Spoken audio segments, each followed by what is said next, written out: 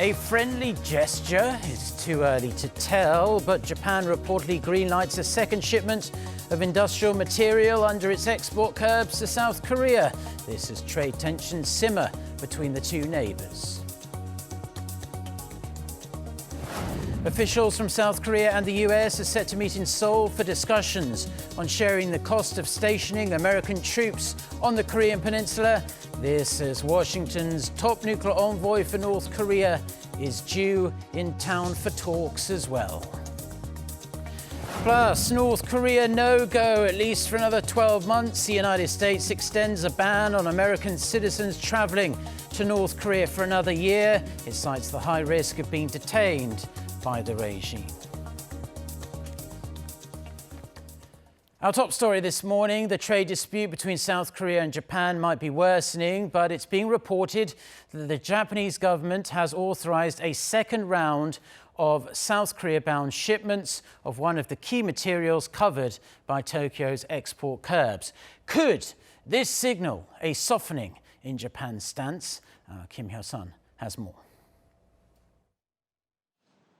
The Japanese government has reportedly authorized a second shipment of industrial material under its export restrictions to South Korea amid the continued trade tensions between the two neighbors. According to industry and government sources, Japan once again approved a request from a local manufacturer to export photoresist to South Korean chipmaker Samsung Electronics. This is the second such approval since Tokyo announced export curbs on 3 key materials to Seoul in July. The latest batch, if shipped, is said to be 6 months' worth of supplies for the South Korean chipmaker. Many have pointed out that photoresist, which is an indispensable component in semiconductor production, is rarely used for military purposes and thus should not be targeted by the export ban. Some analysts note that such move could be a friendly gesture, but many still believe it cannot be considered as a means to alleviate uncertainties. An industry official says that although it's good news Tokyo has again approved an outbound shipment, there are still many concerns as Japan has not yet approved a single import request for etching gas from South Korea. Some also interpret the Japanese move as a message ahead of a possible meeting between the country's top diplomats in China on Wednesday. Kim Hyo-sun, Arirang News.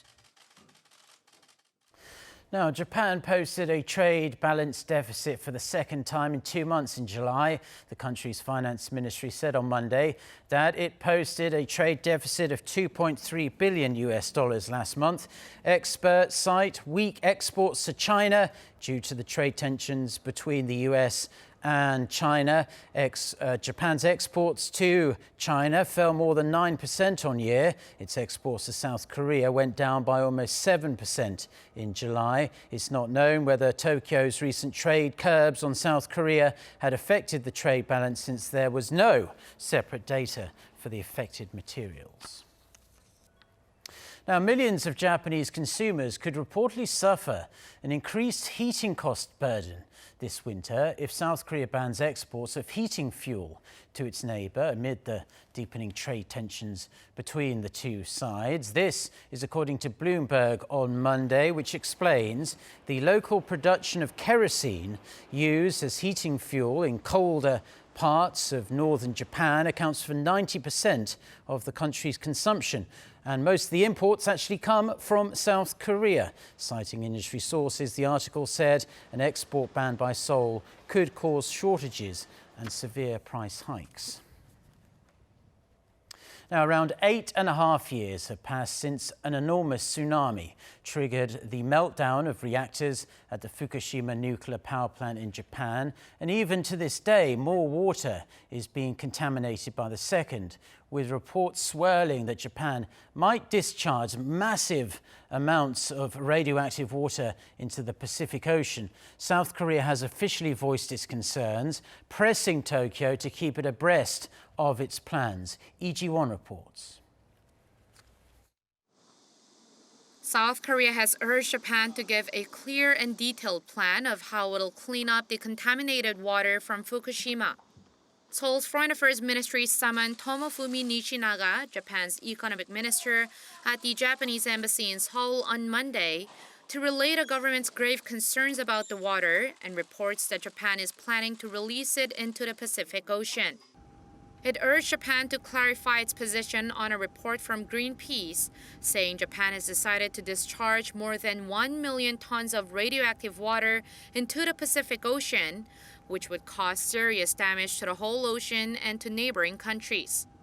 It then called on Japan to lay out its plans to deal with the issue and share them with the international community. According to a senior official at Seoul's foreign ministry, the Japanese official said he will deliver Seoul's concerns to Tokyo, but he also said that Greenpeace does not represent the Japanese government's official stance. The South Korean official told reporters that discharging the water into the ocean is one of the 6 ways Japan has mentioned before, though it seems like it's not yet been confirmed. Treating and then releasing water is a common way used by many countries to get rid of contaminated water cheaply and quickly. But the South Korean official added that Japan's proposed use of that method is causing protests around the world because so much contaminated water has never been released before. Other things it proposed as a possible solution, the official said, were to evaporate it or store it for longer. The official said Japan told Korea in July that first it's still coming up with a solution and a schedule for dealing with the issue, and that it'll keep the international community up to date. In the meantime, it said it's working on a range of measures such as creating more storage space. But the concern is that storage space will reach its limit of 1.37 million tons in 2022. Seoul's foreign ministry said Monday that it offered to work with Tokyo to find a solution, and the two sides have also been reportedly discussing the formation of a bilateral consultative body on the matter since last year. This comes a week after Seoul's foreign ministry unveiled what it's doing to solve this issue and urged Japan to clean up its toxic water. 이지원, Arirang News.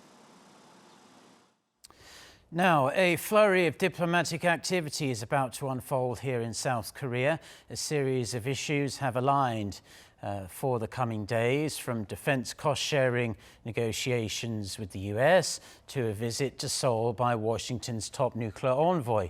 The fate of a military information sharing pact between South Korea and Japan will also be decided within the next 48 hours or so. That will likely depend on the outcome of the two nations' foreign ministers meeting that is set for Wednesday. Yoon Jong-min with the details. Officials from South Korea and the U.S. are meeting in Seoul on Tuesday for talks on sharing the cost of stationing American troops on the peninsula. The South Korean Foreign Ministry's delegate Chang Won-sam will meet his American counterpart Timothy Betts. They were the chief negotiators in the previous talks on the 10th Special Measures Agreement, a defense cost-sharing deal signed in March for keeping the roughly 28,000 U.S. troops stationed in the South.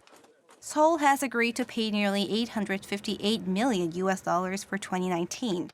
The deal expires this year and talks will start soon on the next deal. Chang and Betts won't be directly involved in negotiations for the 11th SMA. New teams will be formed to lead the talks from both sides, but they will be exchanging views ahead of that. Some sources say Washington has asked Seoul for nearly $5 billion, which should be a sign that the negotiations are going to be tough.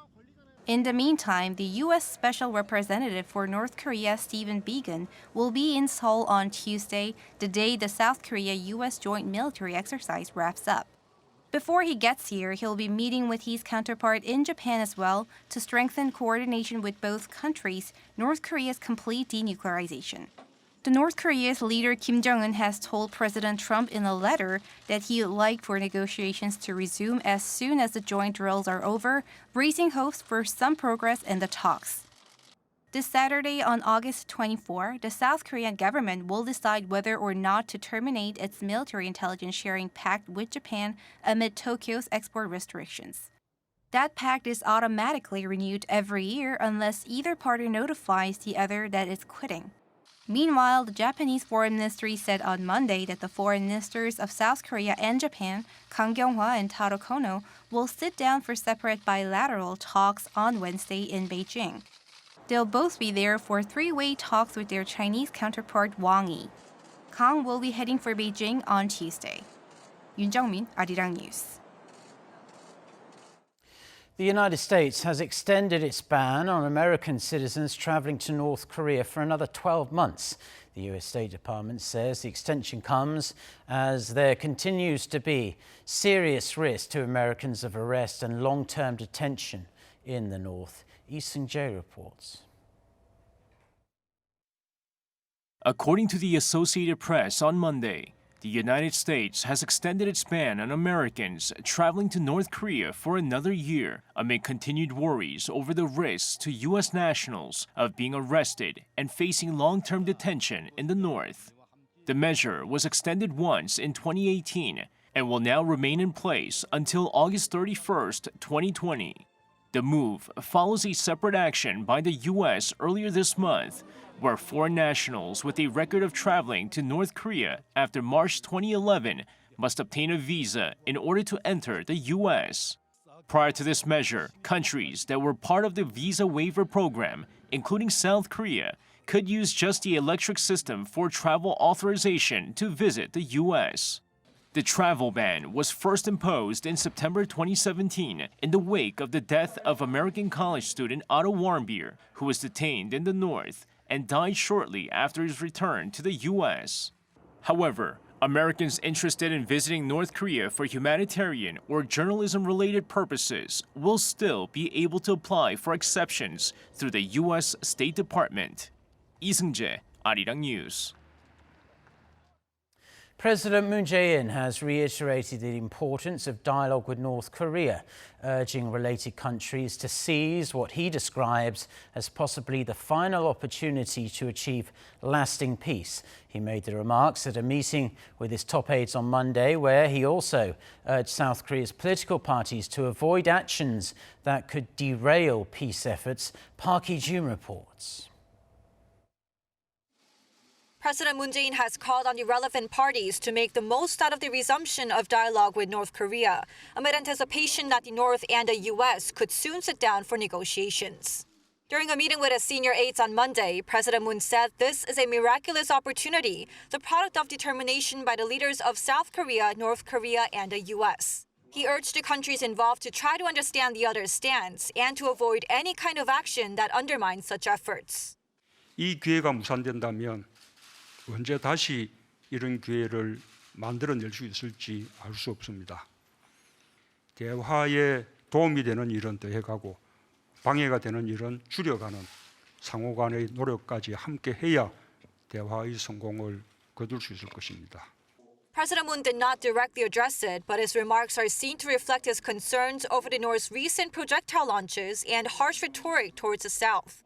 But he also said that progress is being made, which, according to a senior official at the Blue House, is referring to the historic meeting between himself, North Korean leader Kim Jong-un, and President Donald Trump at the demilitarized zone in June. And he said if there are further positive developments in Pyongyang-Washington negotiations, this could help inter-Korean talks. During Monday's meeting, the president also reiterated that establishing a peace economy with North Korea is the main challenge and opportunity for South Korea. 광복절 경축사에서도 말씀드린 바와 같이 평화 경제는 우리 미래의 핵심적 도전이자 기회입니다. 그러나 우리가 평화롭고 강한 나라가 되려면 결코 포기할 수 없는 일입니다. 북한으로서도 마찬가지입니다. Moon has been repeatedly pointing to a peace economy as a solution against Japan's trade measures and as a way to leave behind the 70 years history of conflict and distrust and change the destiny of the Korean Peninsula. Despite the range of challenges, President Moon vows that his government will continue to work toward a peaceful and prosperous Korean Peninsula. He says he will make it a land of prosperity that can one day contribute to the co-prosperity of Asia and the global community. Park Hee-jun, Arirang News.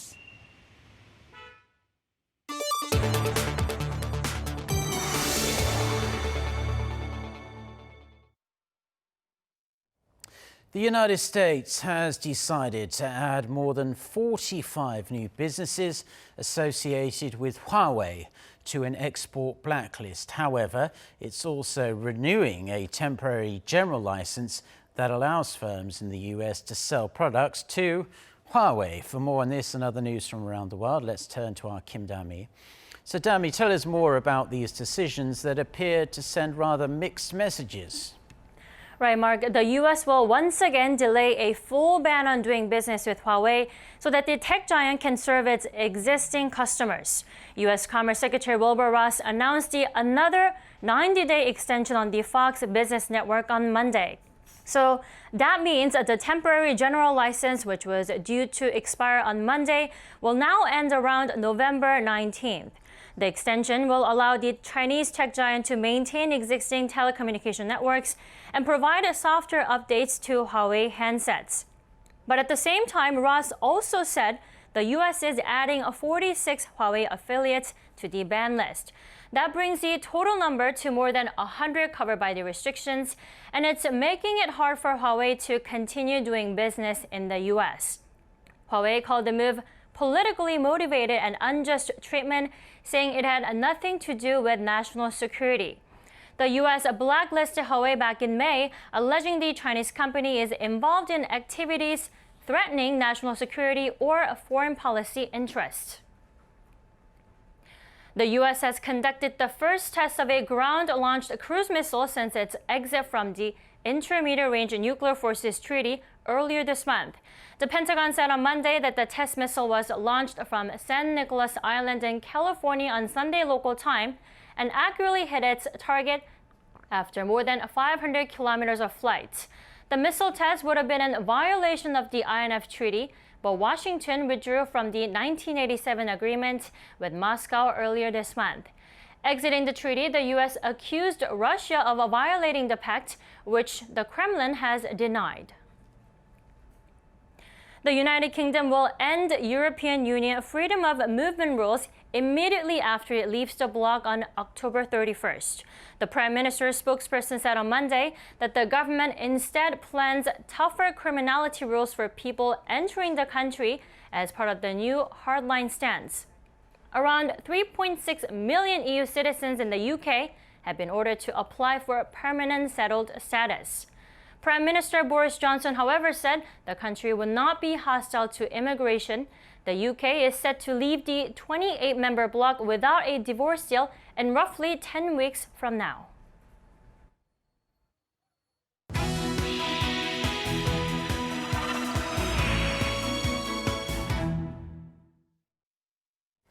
Time now for our Life and Info segment, where we focus on information that we do hope will be useful in your everyday life. Now, train ticket reservations for this year's Chuseok holiday, known as Korea's Thanksgiving, begins today. Korail says the tickets can be booked through its website as well as in person at train stations and ticket sales agencies for 2 days.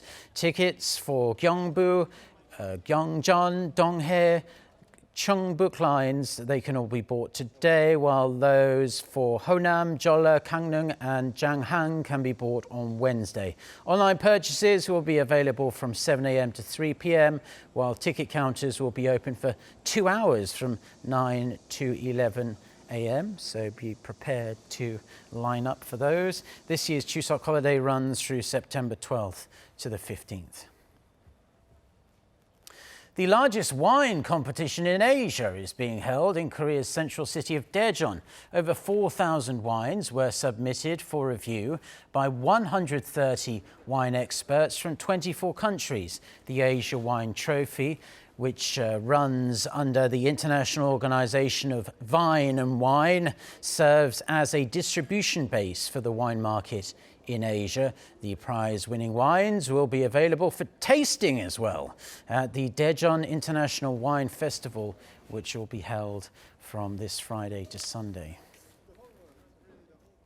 Now, an enlarged prostate is one of the most common health issues facing older men around the world and also here in South Korea. And the number of patients seeking treatment for it here has actually tripled over the last 10 years alone. Our Jo Sung-min takes a look at efforts to cure and hopefully one day prevent this rather painful medical condition. The prostate is a male-only organ that secretes the fluid needed as a nutrient for sperm and to prevent urinary tract infections. However, After the age of 50, the prostate often becomes enlarged, causing prostatic hypertrophy. Going to the bathroom often is inconvenient, especially in the middle of the night as I can't get back to sleep. An enlarged prostate affects 50% of men in their 50s, 60% of men in their 60s, and 70% of men in their 70s. While some cases just require regular checkups, medication and surgery could be needed depending on the symptoms. Surgery will be performed if medication is not effective or if the enlarged prostate causes problems for the bladder or kidney. Surgery can be done using lasers to reduce bleeding. While prostatic hypertrophy has not been shown to be directly related to prostate cancer, exercising regularly and limiting your fat intake can help reduce urination problems caused by an enlarged prostate. 조성민, 아리랑 뉴스.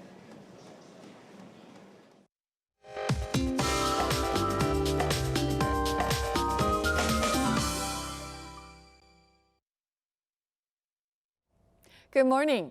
There's still some summer left. Heat wave advisory is in place across western parts of the country, that's including here in the capital. But we are seeing a welcome change in the weather pattern. Far lower humidity is giving us fairly comfortable weather even in the afternoon. However, those in southern regions will need an umbrella as rain is on tap for your evening commute.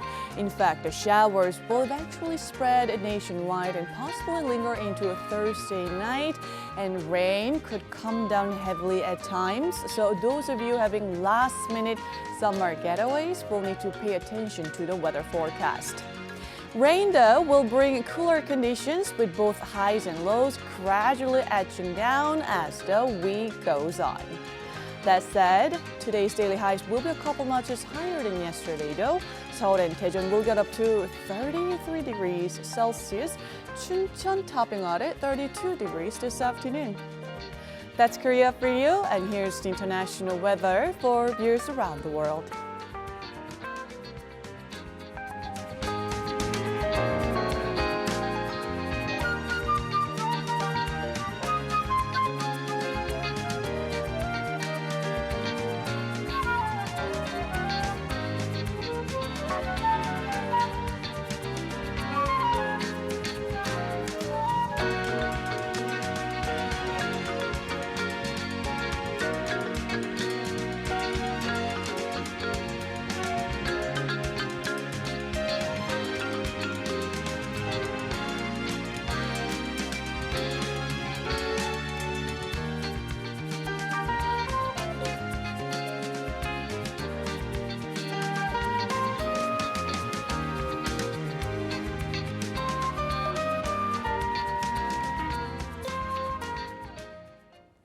Well, that's all the news and weather we have for now on this Tuesday morning here in Seoul. Stay tuned to Arirang TV, and we'll have our next newscast coming up at noon Korea time. So until then, goodbye.